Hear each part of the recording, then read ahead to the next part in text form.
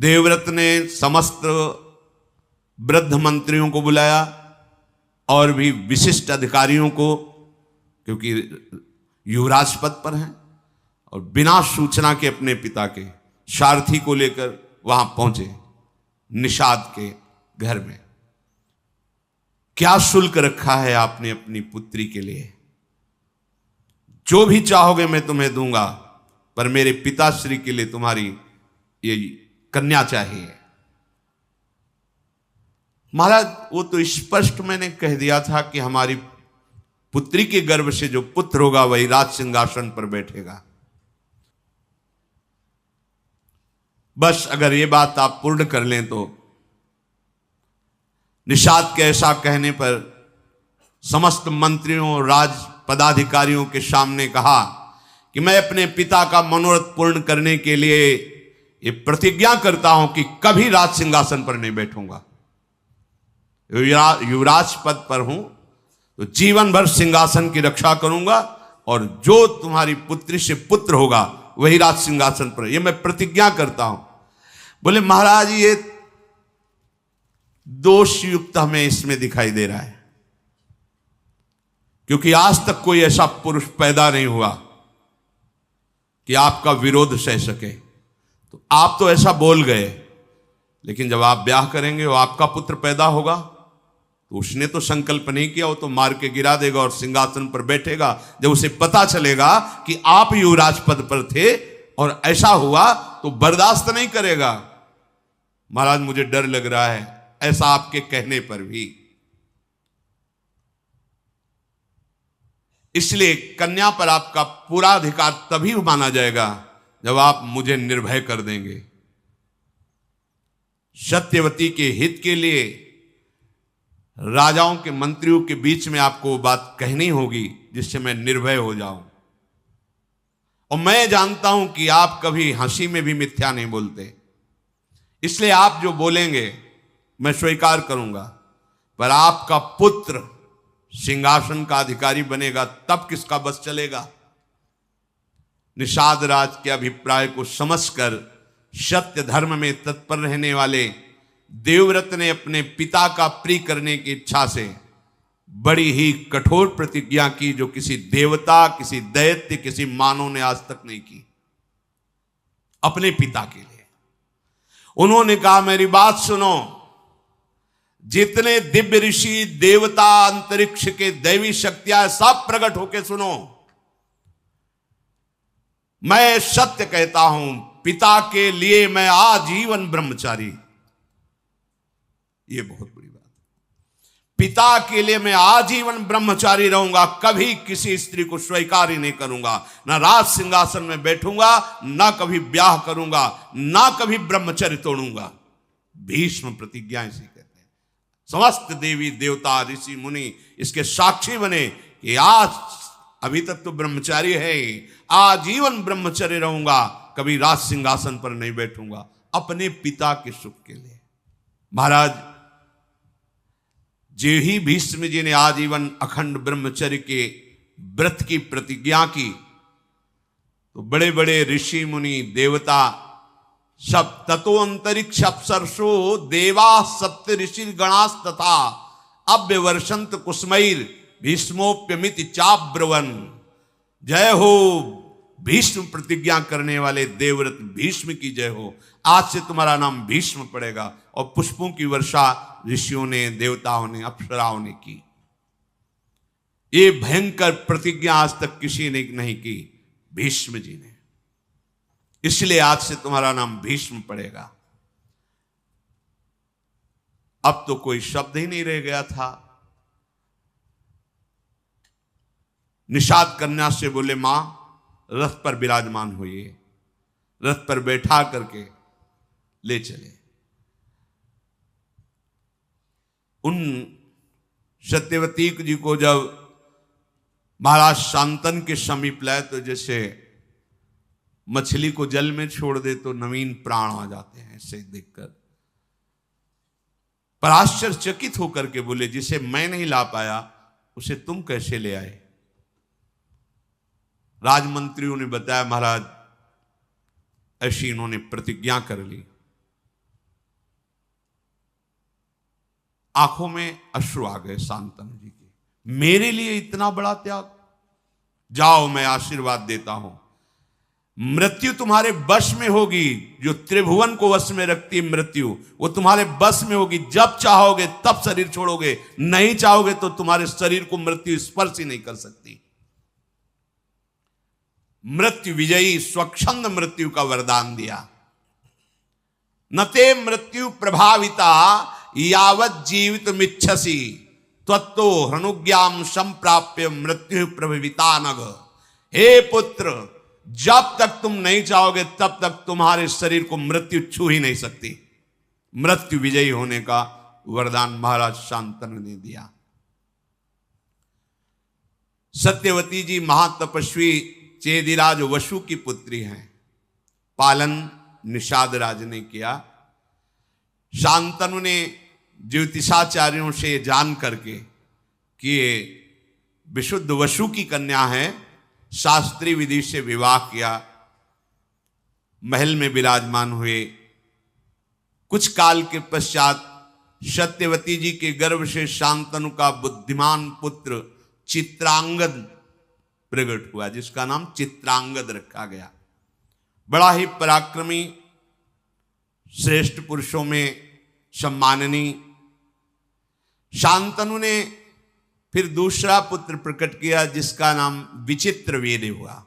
चित्रांगद और विचित्रवीर्य और भीष्म जी, गंगा से भीष्म जी और सत्यवती से चित्रांगद और विचित्रवीर्य महाराज शांतनु के प्रकट हुए। अभी विचित्रवीर्य यौवन अवस्था को भी नहीं प्राप्त हुए थे। महाराज शांतनु भगवत चिंतन करते हुए अपने शरीर को पूर्ण किया, अर्थात उनकी जीवन लीला समाप्त हुई। शांतनु के शरीर छोड़ने के बाद सारा का सारा भार भीष्म जी के ऊपर, क्योंकि अभी बालक ही थे। सत्यवती जी से सम्मति लेकर शत्रुओं का दमन करने वाले भीष्म जी ने चित्रांगद को राज्य पर बिठाया, राज सिंहासन पर चित्रांगद नवीन अवस्था थी, इसलिए वह अभिमान को शासन में नहीं कर पाए, क्योंकि ऋषि कुल में तो रहे नहीं, राजमहल में रहे तो इतना अभिमान बढ़ गया था कि जो भी सामने बात करता, हस्तिनापुर के और संरक्षक भीष्म जी, वो सबका अपमान करके व्यवहार करते। और भीष्म जितने महान होते हुए बस इतना ही कह देते थे कि नहीं, वत्स, सम्मान पूर्वक व्यवहार करना चाहिए, क्योंकि राजा पद पे हैं तो डांट नहीं सकते, पहले जाके सर झुकाना होगा। कोई भी मनुष्य हो, देवता हो, असुर हो, सबका आक्षेप करना, सबको अपमानित करना, चित्रांगद ने अपना ऐसा स्वभाव। तो एक गंधर्वराज का नाम था चित्रांगद, गंधर्वों का राजा था। वो एक बार सभा में आया, कहा राजकुमार मेरे जैसा कोई नाम धारण करे तो उसको मेरे से युद्ध करना होगा, मेरे पर विजयी हो तभी वो चित्रांगद नाम धारण कर सकता है, अन्यथा नहीं। मेरा नाम चित्रांगद है, मैं गंधर्वराज हूं, तुम्हें युद्ध के लिए ललकारता हूं। और धर्म ये कहता है जिसके लिए युद्ध ललकार हो वही लड़ेगा, ऐसा नहीं कि भीष्म जी लड़ लें।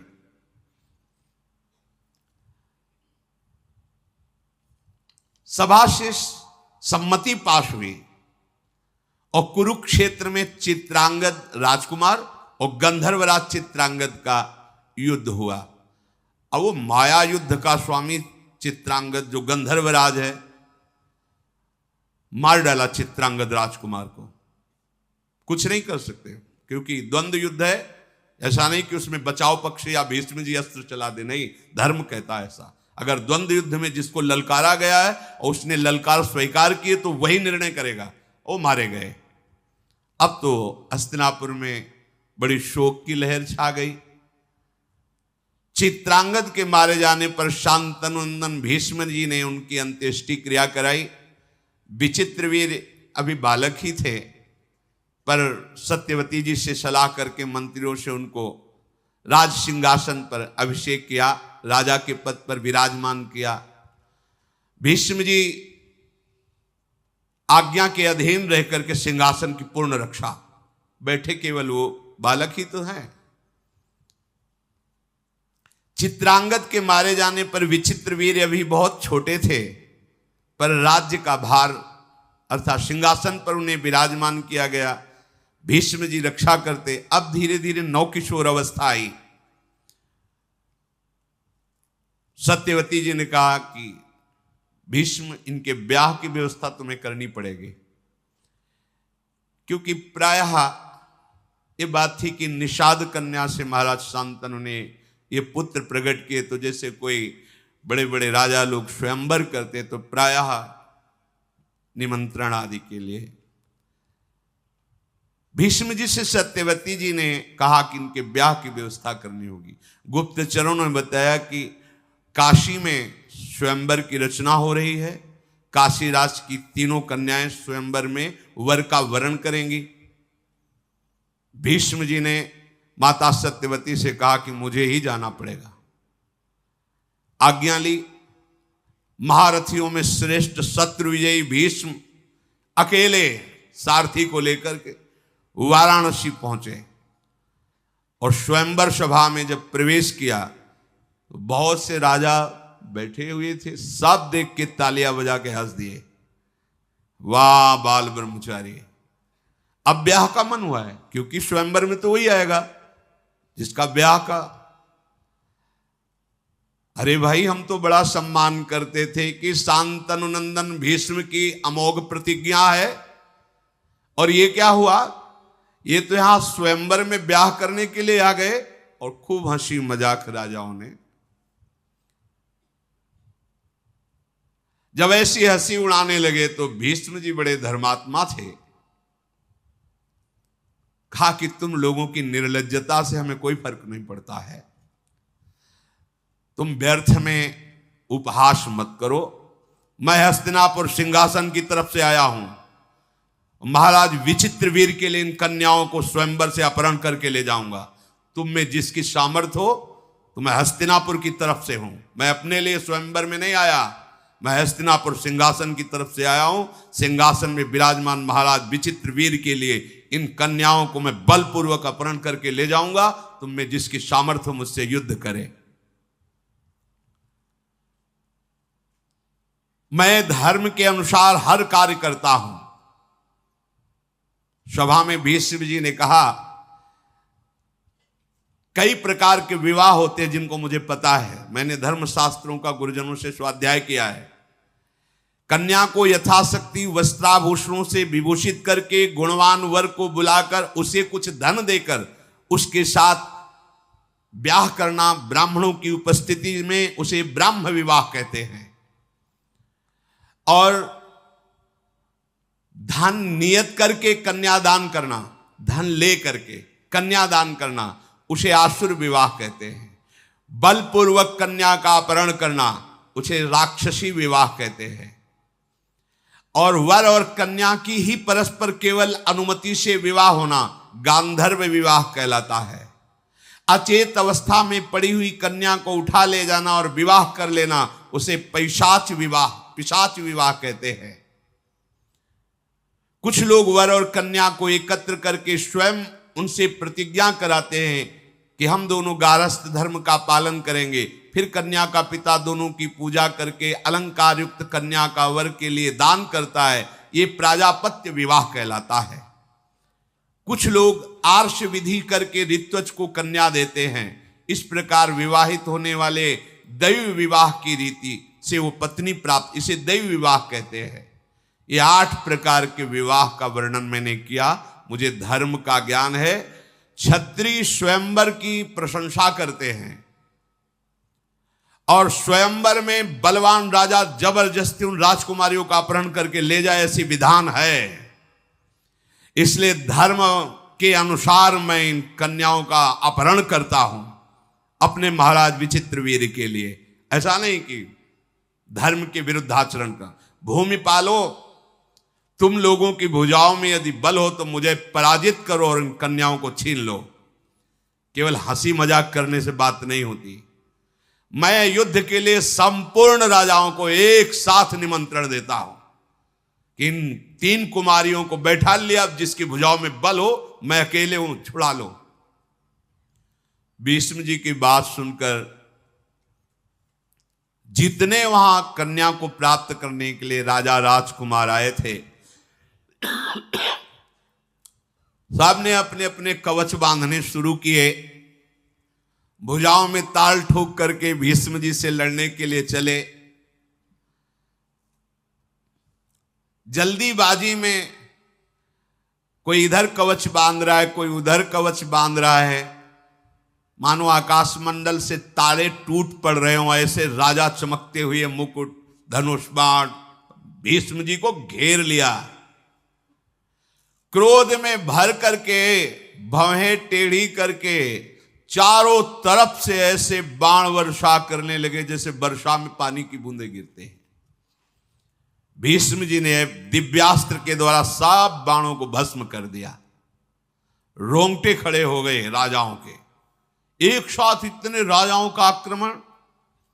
संपूर्ण शस्त्रधारियों में श्रेष्ठ भरत कुल भूषण भीष्म जी ने क्षण भर में समस्त योद्धाओं को पराजित कर दिया।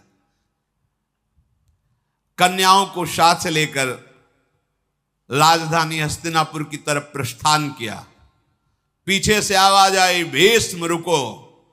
तो मुड़ करके देखा तो महारथी शाल्व पीछे से ललकार रहा था। शाल्व का शारीरिक बल असीम था। बलवानों में महाबलवान साल्वराज उन 3 कन्याओं में से बड़ी कन्या जो अंबा थी, उससे पहले से इनकी मित्रता थी और यह निश्चय हुआ था कि स्वयंवर में वरण इन्हीं का होगा। भीष्म जी को कुछ पता नहीं था, उन्होंने तो अपहरण कर लिया।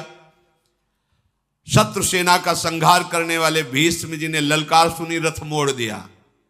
बड़ा भयंकर युद्ध हुआ शाल्व का और भीष्म जी का। महारथी भीष्म जी ने क्षत्रिय धर्म का आश्रय लेकर शाल्व से युद्ध प्रारंभ किया। शाल्व ने भीष्म जी के ऊपर बड़े अस्त्रों का संधान किया, पर आश्चर्यचकित कर देने वाली बात, एक भी अस्त्र भीष्म जी का स्पर्श नहीं कर पा रहा, पहले ही भीष्म जी उसको नष्ट कर देते। युद्ध में ऐसी फुर्ती कहीं देखी नहीं गई जैसी भीष्म जी के अंदर। शांतनु नंदन भीष्म जी ने शाल्व से कहा, खड़ा रहे। तो उसके सारथी को मारा, उसके घोड़े को मारा, और जैसे पक्षीराज गरुण सर्प को दबोच लेते हैं, ऐसे शाल्व को बड़ा पराक्रमी शाल्व।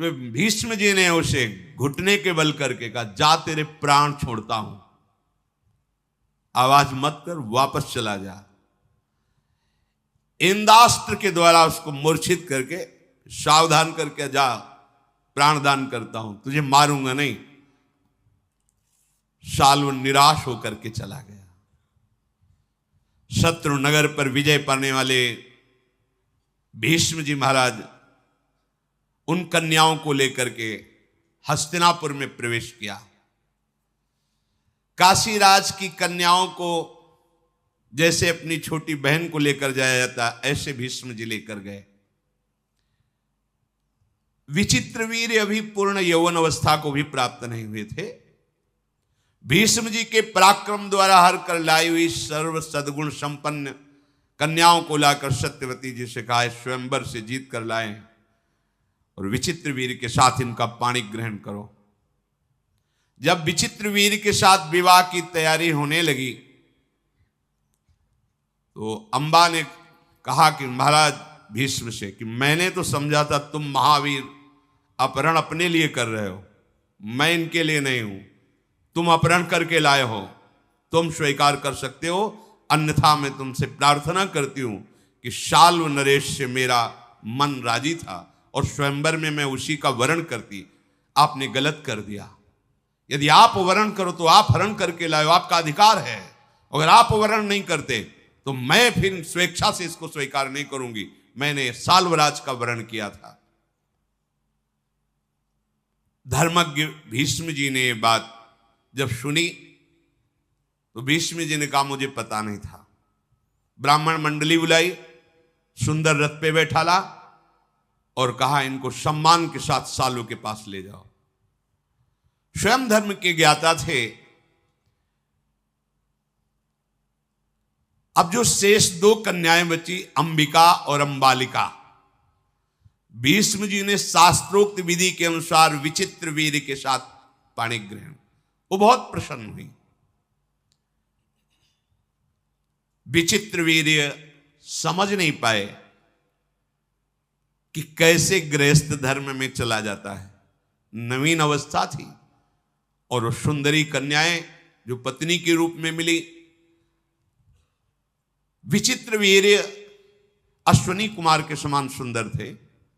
वो कन्याएं भी सुखी हुई कि चलो हमें ऐसा पति मिला, चक्रवर्ती सम्राट पद पे हैं।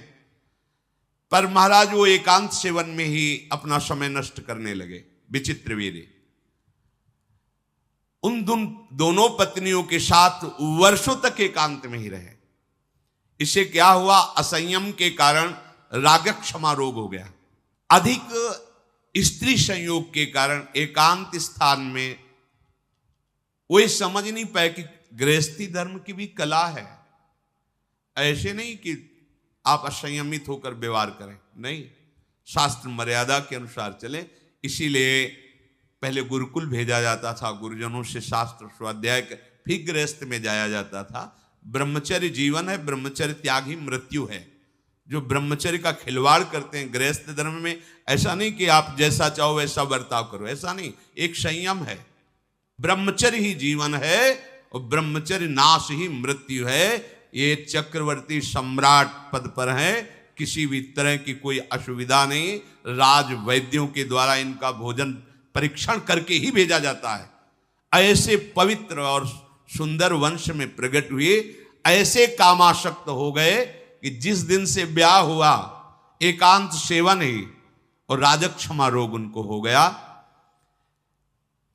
अब तो बड़े विश्वसनीय वैद्यों ने पूरी चेष्टा की राजक्षमा निवारण की, पर नहीं हो पाई। देखो, एक मन अन्न पाने पर 40 किलो सब भोजन, जब 40 किलो भोजन हमारा लीवर पचाता है तो एक बार संतान उत्पन्न करने योग्य ब्रह्मचर्य पुष्ट होता है, एक बार। अब जो मनमानी आचरण कर रहे हैं, अब आप इसी से अनुमान लगा जी, फिर हड्डियों से भी सब, फिर वो दुर्दशा अभी नहीं समझ में आएगी, यौवन अवस्था है, आगे चलकर समझ में आएगी, जीना मुश्किल हो जाएगा। मन शांत तन शांत। देखो ना, वैद्यों ने बहुत उपाय किया पर नहीं हो पाया। यौवन अवस्था आते आते महाराज का जीवन सूर्यास्त हो गया।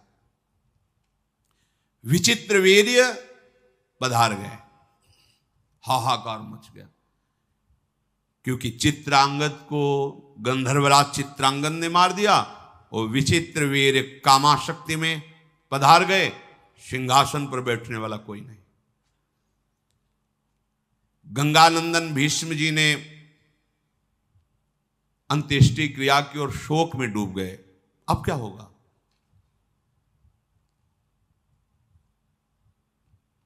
सत्यवती जी भीष्म जी से कहा, बेटा जो मैं बात कहने जा रही हूं हो सकता है तुम्हें पसंद ना हो, पर मेरी आज्ञा, धैर्यपूर्वक सुनना। तुम शास्त्र और शस्त्र दोनों के ज्ञाता हो, पितृकुल मातृकुल दोनों के रहस्य को जानने वाले हो। तुम गंगा नंदन हो अर्थात पवित्र हो। बेटा तुम्हारी एक एक वृत्ति धर्म में स्थित है। पर अब मैं बात जो बार बार लड़खड़ा रही है कहने से, जो मैं बात कहने जा रही हूं वो धैर्यपूर्वक सुनना। सिंहासन खाली है। विस्तृत और संक्षेप दोनों से धर्म का रास्ते तुम जानते हो। श्रुति और वेदों को तुम जानते हो। तुम्हारी धर्मनिष्ठा, सदाचार, संयम और तुम्हारी बुद्धि शुक्राचार्य और बृहस्पति जैसी है।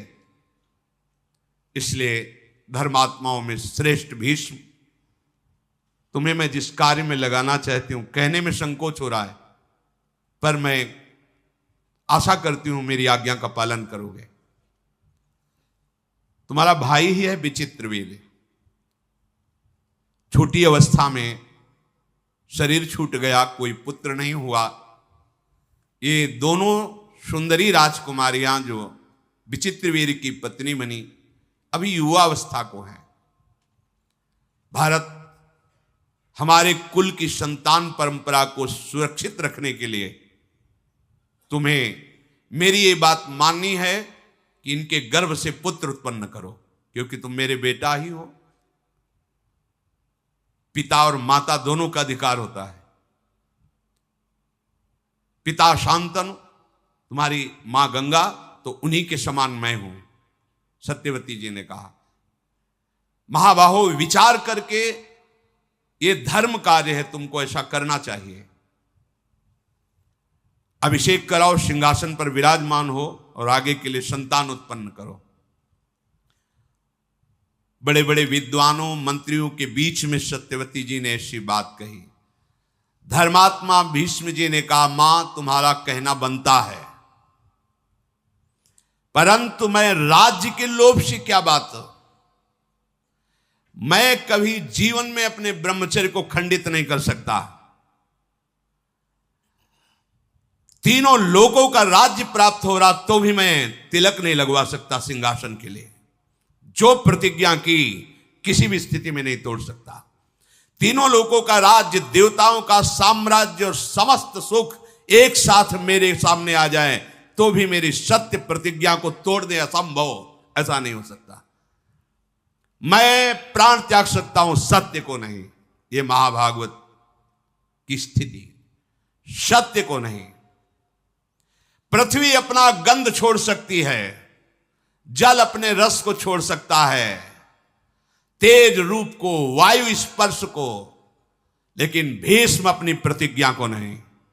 सूर्य की गति बदल सकती है, अग्नि शीतल हो सकता है, चंद्रमा शीतलता का त्याग कर सकता है, इंद्र का पराक्रम फीका पड़ सकता है, धर्मराज धर्म की उपेक्षा भी कर दे तो भी भीष्म अपनी प्रतिज्ञा को कदापि नहीं तोड़ेगा।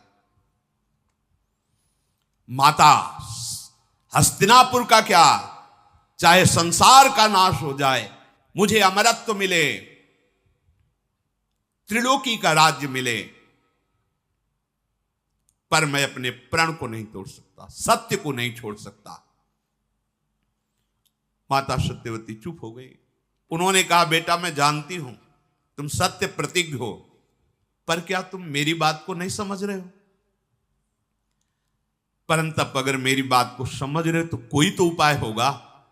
तुम सिंहासन पर नहीं बैठोगे, वहां पुत्र है नहीं, अब होगा क्या आगे? भीष्म जी ने कहा, राजमाता मैं धर्मशास्त्रों को जानता हूं, बड़े बड़े महापुरुषों से आपद अवस्था में धर्म की व्यवस्था का भी विधान जानता हूं, इसलिए मैं आपको एक सलाह दे रहा हूं। भीष्म जी ने कहा, महाराज शांतनु की परंपरा को चलाने पर धर्मयुक्त सिंहासन में अधिकारी बैठे, इसके लिए मैंने शास्त्रों में जो व्यवस्था पढ़ी है वो आपको कह रहा हूं। शास्त्रों में कहा गया है, विधवायाम नियोगार्थे निवृत्तेतु यथा विधि गुरुवच्च स्नुषावच्च वर्ते आताम परस्परम। विधवायाम नियुक्तस्ते घृताक्तो वाग्यतो निशि एक मुत्पादेत पुत्रम न द्वितीयम कथंचन। तपस्वी ब्रह्म ऋषि के द्वारा वो बीभत्स रूप बनाकर दुर्गंध युक्त शरीर को करके राज सिंहासन चलाने के लिए केवल एक पुत्र पैदा कर सकता है, जो कभी मिला ना हो और कभी मिले ना। और तपस्या से युक्त जितेंद्रीय ब्रह्म ऋषि, ऐसे ब्रह्म ऋषि को राजी कर लिया जाए और संतानोत्पत्ति के लिए एक बार ऐसा संयोग कराया जाए, शास्त्र का ऐसा आदेश है। तब सत्यवती जी ने कहा कि बेटा तुम पुत्र हो, इसलिए मैं लजाती हुई तुमसे कहती हूं कि मुझे किसी और ब्रह्म ऋषि के ढूंढने की आवश्यकता नहीं है। हमारे गर्भ से एक प्रकट हुआ है जिसका नाम श्री कृष्ण द्वैपायन व्यास है, जिसको केवल भगवान पाराशर ही जानते हैं, दूसरा नहीं जानता अभी तक। अगर तुम्हारी सलाह हो तो मैं अपने बेटा व्यास को बुलाऊं, फिर उसको आज्ञा करूं, क्योंकि उन्होंने कहा था कि जिस समय तुम चिंतन करोगे मैं चिंतन करते हुए उपस्थित हो जाऊंगा। भीष्म जी ने कहा, सुना है महर्षि व्यास वो तो समस्त वेदों के वो प्रकट करने वाले, वो तो भगवत स्वरूप हैं। ये तो माता बहुत सुंदर बात हुई, आप भगवान व्यास जी का जरूर चिंतन कीजिए। मुनिवर श्री कृष्ण द्वैपायन व्यास का चिंतन किया। जे ही चिंतन किया तो वेदों के श्लोकों की गूंज करते हुए भगवान व्यासदेव जी वहीं प्रकट हो गए। भगवान के अवतार हैं, श्याम शरीर विशाल नेत्र। कहां से आए किधर से आए कुछ पता नहीं, वहीं प्रकट हो गए। जी सत्यवती ने देखा, दौड़ करके हृदय से लगा लिया, पुत्र है। और वात्सल्य भाव से भर करके अपने वक्षा स्थल से लगाकर दुग्ध से अभिषेक किया। सत्यवती जी की आंखों से आंसू बह रहे थे। भगवान महर्षि व्यास जी अपने कमंडल के पवित्र जल से माता के चरणों का अभिषेक करके साष्टांग प्रणाम किया। धर्म के तत्व को जानने वाली अय मां, जरूर कोई इच्छा है आपकी, तभी आपने स्मरण किया है, आज्ञा कीजिए। त्रिभुवन में कोई ऐसा कार्य नहीं जो आपकी आज्ञा से पूर्ण ना हो सके। बड़े बड़े हस्तिनापुर के ब्राह्मणों ने भगवान व्यासदेव जी का अभिषेक पूजन वंदना की। जब आसन पर विराजमान किया तो सत्यवती जी ने कहा कि माता और पिता दोनों से पुत्र का जन्म होता है, दोनों का समान अधिकार होता है, पर पिता से भी अधिक पुत्र पर मां का अधिकार माना गया है। संन्यास लेने पर भी मां को साष्टांग दंडोत करने का आदेश है और पिता साष्टांग दंडोत उस सन्यासी पुत्र की करे, ऐसा आदेश है। पर वो सन्यासी पुत्र भी अपनी मां को साष्टांग, पिता से भी अधिक मां का अधिकार है। पता नहीं किस विधान से भगवान प्रसन्न होकर मेरे गर्भ से आप जैसा पुत्र प्रकट किया। जैसे पिता के नाते से भीष्म मेरा पुत्र है, ऐसे माता के नाते से तुम भी शांतनु पुत्र ही हो। पिता के नाते से भीष्म जी पुत्र हैं, मैं मां पद पे हूं, पर मां तो गंगा जी हैं। ऐसे पिता के नाते से जैसे हो भीष्म जी, ऐसे मां के नाते से, पिता तो पाराशर जी पर मां तो मैं ही हूं, इसलिए मैं तुम्हारी मां हूं, तो तुम इस शांतनु वंश में भी अपना अधिकार रखते हो।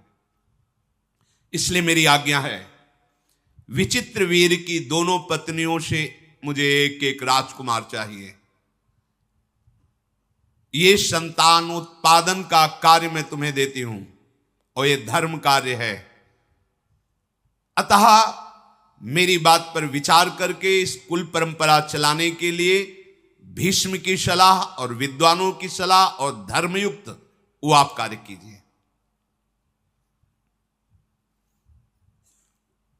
भगवान व्यासदेव जी ने कहा, माता, पर और अपर दोनों प्रकार के धर्मों का रहस्य जानने पर आपकी आज्ञा धर्म संगत है। ऐसा नहीं कि आप अधर्म की आज्ञा कर रही।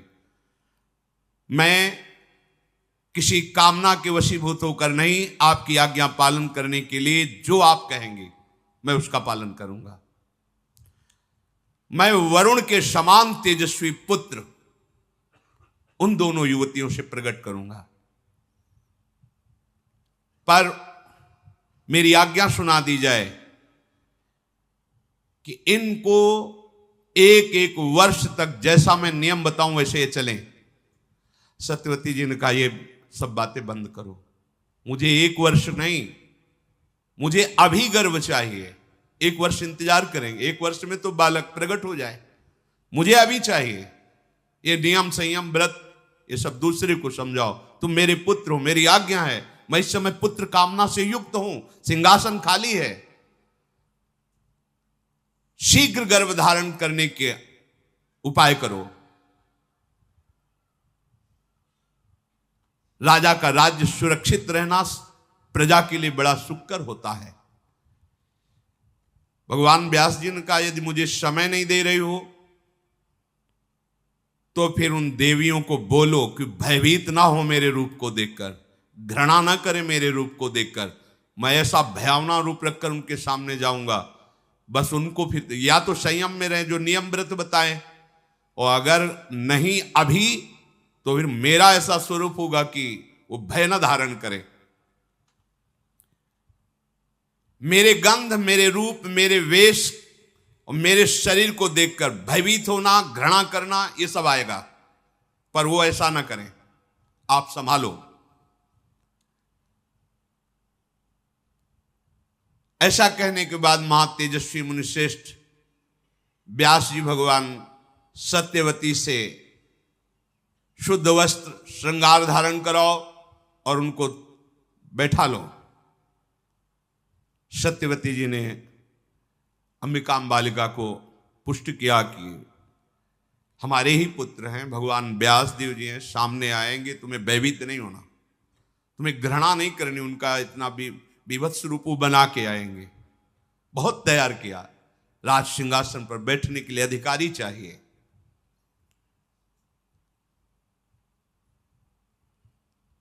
तुम इस भरत वंश का उद्धार करने के लिए इतना मन में हिम्मत रखना कि भगवान व्यास जी के प्रति कोई घृणा भाव या भय भाव ना आने पावे। धर्म का आचरण करने वाली सत्यवती जी ने अपनी वधुओं को तैयार किया। भगवान व्यास देव जी पधारे, सत्यवती फिर गई और कहा सावधान, भयभीत मत होना, घृणा मत करना। भीष्म आदि बड़े बड़े सब महारथी पवित्र ब्राह्मण जन सब भगवत चिंतन कर रहे हैं कि भगवान राज सिंहासन के योग्य जो पुत्र चाहिए वो भगवान व्यास देव जी की कृपा से वो भयभीत ना हो जाए। सत्यवादी भगवद अवतार महर्षि व्यास जी अंबिका के महल में गए, शरीर से दुर्गंध फैला दी। जैसे ही प्रवेश करें दुर्गंध पूरे महल में उनके शरीर से, ऐसा घृणित घी ये सब ऐसे लगा कि दूर से ही घृणा पैदा। वो राजकुमारियां, ऐसा भयावह रूप, बस केवल दीपक का प्रकाश, कोई और प्रकाश नहीं। दीप वैसे ही कृष्ण वर्ण, श्याम वर्ण, वैसी बीभत्स रूप। व्यास जी के शरीर का रंग, उनकी जटाएं, आंखें दीपक किलो में पिंगल वर्ण की तेजस्वी आंखें चमक रही, दुर्गंध वैसे ही आ रही। वो भयावह रूप देख करके भय से युक्त होकर के अंबिका ने आंखें बंद कर ली। व्यास भगवान बाहर निकले। सत्यवती जी ने आकर पूछा, बेटा अंबिका को गर्भधारण होगा, उनके राजकुमार होगा?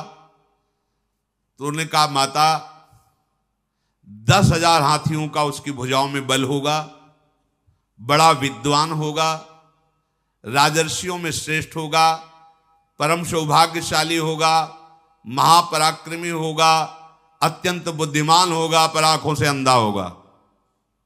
क्योंकि भयवश कहा था भयभीत मत होना, वो रूप ही बना के गए थे और संकल्प किया। महापुरुषों में बड़ी सामर्थ्य होती है, जिनके संकल्प से अनंत ब्रह्मांडों का सृजन होता है।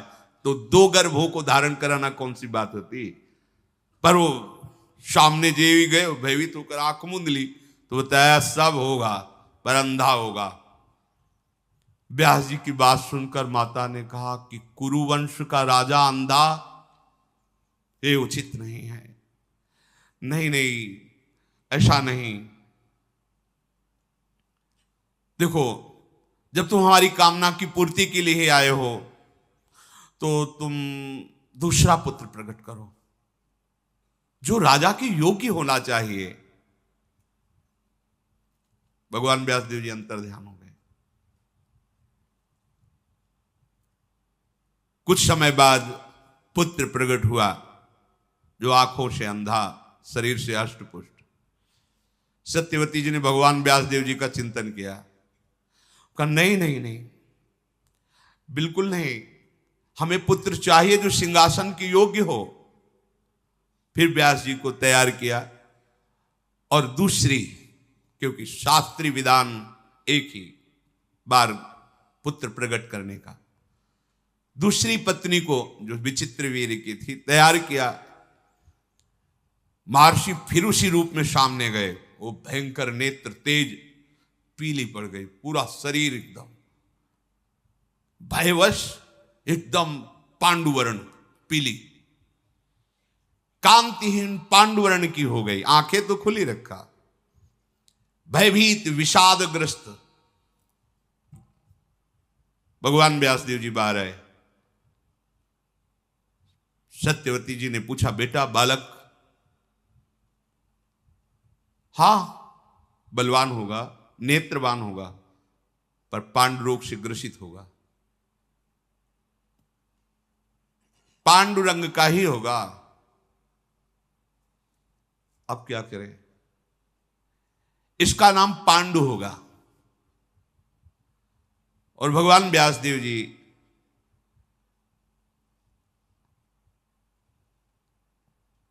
देखो, भगवान की लीला का स्वरूप पहले से संबोधन कर रहे थे, भय मत करना, घृणा मत करना, वैसा स्वरूप सत्यवती जी ने भगवान व्यासदेव जी से कहा, एक और पुत्र प्रकट कर दो। तो उनका मां धर्म के विरुद्ध नहीं, उनका बेटा, मां का आदेश सब धर्मों के ऊपर होता है। समझो मेरी बात, मां का तो इतनी सामर्थ्य होती है ना, वो सर्व धर्मों को प्रकट करने वाली है, इसलिए तुम मेरी बात मानो। महर्षि ने कहा, यद्यपि एक ही पुत्र का शास्त्र आदेश करता है, दो पत्नियां थी, दोनों के पुत्र हो गए, पर आप अपने मातृ धर्म के बल पर हमें आदेश करती हैं, तो तथास्तु, हमने वचन दिया, जैसी आप आज्ञा करोगी वैसा हम पालन करें। बड़ा बल होता है माता की आज्ञा में। भगवान शंकराचार्य जी जब सन्यास लेने के लिए, तो माता की अनुमति के बिना सन्यास नहीं लिया जाता। जाओ, वो भले दुखी मन से कहे, पर उसकी शब्दावली होनी चाहिए, आज्ञा होनी चाहिए। माता ने आज्ञा ही नहीं दी, तो भगवान शंकराचार्य जी ने एक लीला रची। गंगा स्नान करने गए तो माया से मगरमच्छ प्रकट कर दिया। वो भगवान शंकराचार्य जी को बोले, माँ माँ, मगरमच्छ खा रहा है। अब वो भयो वृद्धा थी, उनका बेटा कैसे बचोगे? बोले, सन्यास के लिए हाँ कह दो तो ये छोड़ देगा। बोले, हाँ ले लेना बेटा सन्यास। मगरमच्छ अंतर ध्यान, अनुमति हो गई। बाहर निकली, उनका बेटा हमारी आज्ञा है, कोई दूसरा है नहीं। जब शरीर पूरा हो तो अंत्येष्टि क्रिया तुम्हारे हाथ से होनी चाहिए। बोले, वचन दिया। तो आद्य गुरु भगवान शंकराचार्य जी की जब मां पधारी, तो दंड अपने शिष्यों को देकर अंत्येष्टि क्रिया अपनी मां का बहुत बड़ा स्थान होता है। महर्षि भगवान व्यास देव जी ने तथास्तु, जैसा तुम चाह रही हो वैसा ही करेंगे। अंबालिका ने समय आने पर पांडुवर्ण के पुत्र को जन्म दिया, जो दिव्य कांति से उद्भासित हो रहा था। वही महाधनुर्धारी पांडव के पिता पांडु के रूप में, और वो जो नेत्रहीन प्रकट हुए, वो धृतराष्ट्र के रूप में। अब जब अंबिका को फिर कहा कि भगवान व्यासदेव जी पधारेंगे, पहले ही भयभीत होकर आंख बंद कर ली थी। अब महारानी के, राजमाता की आज्ञा तो मानना पड़ेगा। तो एक बहुत ही सुंदर दासी थी, वहां कौन देखने आता है कि राजकुमारी, मतलब विचित्रवीर की पत्नी बैठी या दासी बैठी। तो दासी को आभूषणों से सुसज्जित करके, मैं देखना भी नहीं चाहती ऐसा रूप जो एक बार देख चुकी हूं, तू बैठ जा सैया पे। अपनी दासी को, जो बहुत ही सुंदर, उसको क्या भय का, भयभीत मत होना एकदम। तो दासियां वैसे भी प्रवीण और चतुर होती हैं। महर्षि भगवान व्यासदेव के आने पर प्रसन्न मुद्रा में हाथ जोड़ करके प्रणाम करते हुए, कोई भय नहीं, कोई दुर्गंध नहीं, कोई पीला हरा नहीं पड़ना। दासी बड़ी चतुर प्रवीण। महर्षि व्यास जी बाहर निकले। सत्यवती जी ने कहा, बालक कैसा होगा? तो उनका दासी पुत्र होगा। दासी पुत्र कैसे? तो बोले दासी तो विराजमान थी, वो दोनों राजपत्नियां थोड़ी थी। लोक में साक्षात धर्म का अवतार माना जाएगा। भगवान के अंश स्वरूप विदुर जी, महात्मा विदुर जी, ये भगवान व्यासदेव जी से प्रकट हुए। परम ज्ञानी, परम धर्म, ये साक्षात विदुर जी धर्मराज हैं, साक्षात धर्मराज, धर्मराज के अंश से धर्मराज युधिष्ठिर, लेकिन ये साक्षात धर्मराज जी हैं। कई बार सत्संग में सुनाया है मांडव्य ऋषि की कथा कि उनको चोरों के साथ आश्रम से बांध करके राजा के पास ले गए, राजा ने शूली में चढ़ा दिया, सबको शूली से उतारा गया मरने के बाद, पर आप पद्मासन लगाए बैठे थे तो शूली निकली ही नहीं तो काट दी गई। तो राजा से कहा तुम डरो मत, मैं तो सीधे धर्मराज से बात करूंगा। वो अंतर्ध्यान होकर यमपुरी पहुंचे, धर्मराज ने स्वागत सम्मान किया। तो उन्होंने कहा कि मैंने जीवन भर तपस्या की, ये गुदाद्वार में शूली अब भी धसी हुई है, क्या पाप मैंने किया? तो उनका महाराज कोई भी दंड बिना पाप के नहीं मिलता, आप देख लीजिए। तो जैसे अपने नहीं सीरियल लगा दे तो चलता है, ऐसे उनके सामने चला। 8 वर्ष के थे, एक तितली की गुदा में बम्बूल का बड़ा कांटा ऐसे करके छोड़ दिया, उसका फल मिला कि उनके गुदा में शूली। अवश्य में भोक्तव्यम कृतम कर्म शुभाशुभम। तब उन्होंने मांडव ऋषि ने कहा कि ये धर्म का न्याय तो नहीं है। 8 वर्ष की अबोध अवस्था का बालक हित या अहित का ज्ञान नहीं रखता। पहली बात मैं मर्यादा स्थापित करता हूं कि 14 वर्ष के पहले के किए हुए पापों का किसी भी बालक को कोई फल नहीं मिलेगा। मतलब 14 वर्ष के आगे के पापों की गणना होगी, पीछे की नहीं। ये महाराज मांडव्य। और तुम एक बार मृत्युलोक में जाओ और स्वाद लो कैसा होता है मृत्युलोक। यहां बैठे बैठे हिसाब किताब करते हो। साक्षात मांडव्य ऋषि के शाप से धर्मराज विदुर जी के रूप में प्रकट हुए। शेष चर्चा इन महाभागवतों की।